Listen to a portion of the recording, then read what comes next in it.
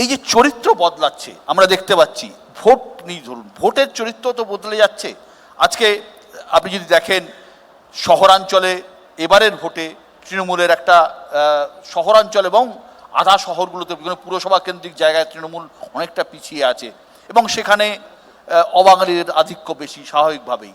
অথচ গ্রাম যদি দেখি সেখানে তৃণমূল অনেকটা এগিয়ে আছে। রাজনৈতিকভাবে এই জিনিসটা কিভাবে আপনি দেখছেন?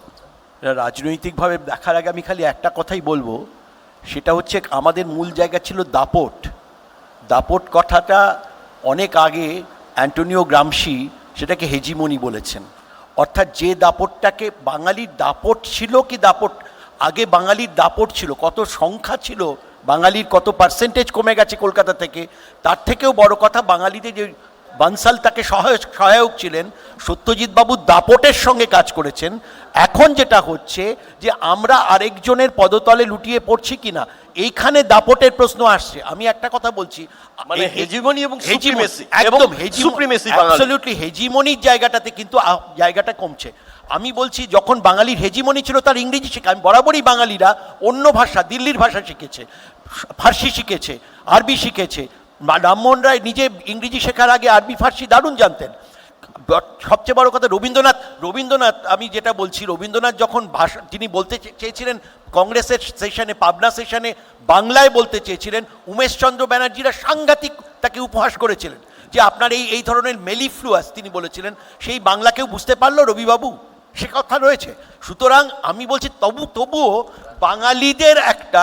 বাঙালিদের দাপট ছিল, যে দাপটের কথা বিবেকানন্দ এক মিনিট যেটা অন্য অর্থে বলেছিলেন, যে কলকাতার ভাষার সম্পর্কে, যে সব জায়গায় নানা ভ্যারিয়েশন আছে, কিন্তু কলকাতার জল পেটে পড়লে তারা কিন্তু স্বামী বিবেকানন্দের কথা এখানে বলছি, যে সমস্যাটার কথা তুমি বললে এক মিনিটে সেই কথা আমি বলছি, সেই জায়গাটার যে চেঞ্জ হচ্ছে, এই চেঞ্জটা কেবলমাত্র অবঙ্গভাষী তাদের জন্য হচ্ছে না, বাঙালি হয়েও যারা বাঙালি নয়, বাঙালি হয়েও যারা বাঙালি রইল না, এটা কিন্তু মনে রাখতে হবে।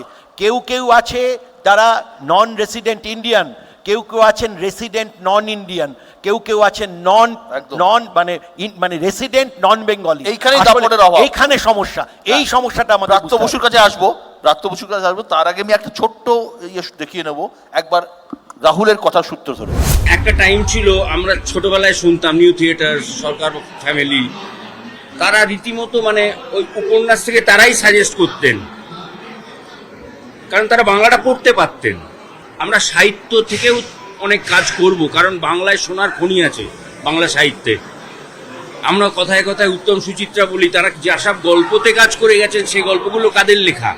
ডেফিনেটলি প্রযোজক হিসেবে তার একটা বক্তব্য থাকবে নিশ্চয়ই, কিন্তু তাকেও বুঝতে হবে যে একজন বাঙালি যেভাবে একটা বাংলা কাজ কনসিভ করবে। আজকে আমি যদি গিয়ে আজকে হিন্দি ছবিতে ছড়ি ঘোরাতে আরম্ভ চেষ্টা করি যে এই সাবজেক্টটা এইটা করব ওইটা করব, সেটা আমার পক্ষে মূর্খামো হবে। বাংলা ভাষা যারা এই পশ্চিমবাংলার ইকোনমিককে কন্ট্রোল করে, বাংলা ভাষা তাদের ভাষা নয়। যার ফলে হিন্দি এবং ইংরেজি এই দুটো অনেক বেশি আস্তে আস্তে চালু হচ্ছে। এবং যেমন এখন ঠাট্টা করে হলেও বলা যেতে পারে যে Calcutta is the western capital of Rajasthan. বাঙালির চরিত্রের মধ্যে বরাবর সেই ইংরেজদের আপন করা থেকে শুরু করে পরবর্তীকালে অন্যান্য সমস্ত, একটা বিজনেসম্যান নেই বাঙালি যে কনক্লেভগুলো হয়, অর্থাৎ বাঙালি বসে খাবে, কেরানিগিরি করবে, মাস্টারি করবে এবং বাকি সময় আলোচনা করবে যে কেন বাঙালির এই অধঃপতন। সমর্থন করেন? না, একেবারেই সমর্থন করি না এগুলো। কথা হচ্ছে যে যেখানে যাবে, এই যে ভাষার কথা উঠলো, যেমন বাংলা ভাষা মানে বাংলা ভাষা কলকাতার ভাষা যেটা আমি বলি, সেটা তো অ্যাকচুয়ালি তো কলকাতার ভাষা নয়, কৃষ্ণনগরের ভাষা।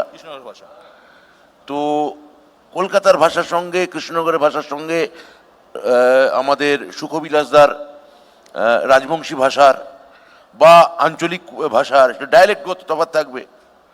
ঢাকায় যে ভাষাটা বলা হয় সেটা কি চট্টগ্রামে বলা হয় না।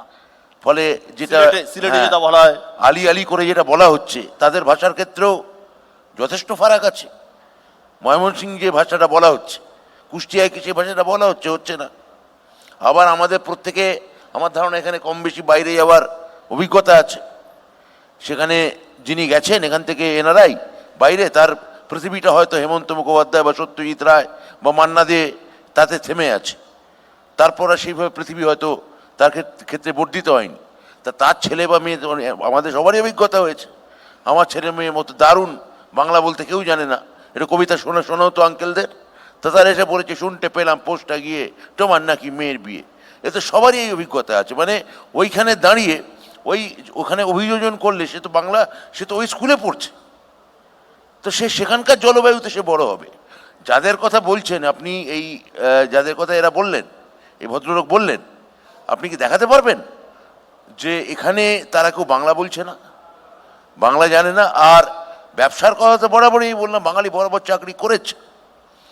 হ্যাঁ, তো যারা এগুলো বলছেন তারা নিজেরও চাকরি করেই কাটিয়েছেন, কলেজে না গিয়ে দিনের পর দিন থেকেছেন, সেগুলো আমরা দেখেছি, সেগুলো বাদ দিন। তো দাপটের প্রশ্ন চলেছে, দাপটের প্রশ্ন। বাঙালি কি দাপট হারাচ্ছে? আপনারা কি দাপট হারাচ্ছেন রাজনৈতিক? এখন একটা লোক, আমি বাংলায় থাকলে আমি দাপট দেখাবো কেন? যে বিস্তীর্ণ ভাটপাড়া অঞ্চলের কথা বলা হলো, সেখানে আমি তো গভীরভাবে বিশ্বাস করি, এখানে যে এবার আমার এমপি জিতলেন, তিনি কি তাকে কোনো অবাঙালি, তথাকথিত কোট অবাঙালি ভোট দেয়নি নাকি? তাকে ওখানকার চাকুরিজীবী যারা চটকলের শ্রমিক যাদের কথা বলা হলো, তারা কি ভোট দেননি নাকি আমার কোট বাঙালি এমপিকে? এইভাবে ডিমার্কেশন করা যায় নাকি? কিন্তু আপনারাই তো স্লোগান দিয়েছিলেন বাংলা নিজের মেয়েকে চায়। বাংলা অবশ্যই নিজের মেয়েকে চায়।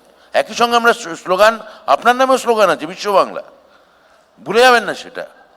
এখন কথা হচ্ছে যে অনেক ব্যবসা, লার্জলি ধরা যাক মিডিয়া ব্যবসা, কোনো গুজরাটি আমাদের এখানে মিডিয়া চালাতে পারেন, তাদের চাকুরিজীবীরা বাঙালি হতে পারেন, কিন্তু লার্জলি মিডিয়া ব্যবসা বাঙালির হাতে, এটা ভুলে যাবেন না। সেটাও কিন্তু খুব গুরুত্বপূর্ণ ঘটনা।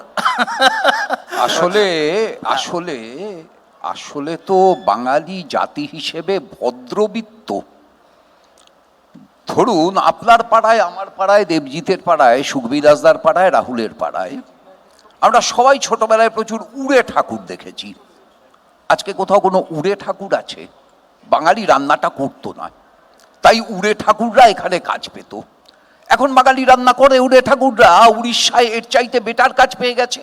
ফলে আসল কথাটা হচ্ছে অর্থনীতি। চণ্ডীমঙ্গলে দেখছি ধন্য রাজা মানসিংহ বিষ্ণু পদাম্বুজ ভৃঙ্গ গৌরবঙ্গ উৎকল অধিপ। মানসিংহ কি বাঙালি ছিলেন? ছিলেন না তো।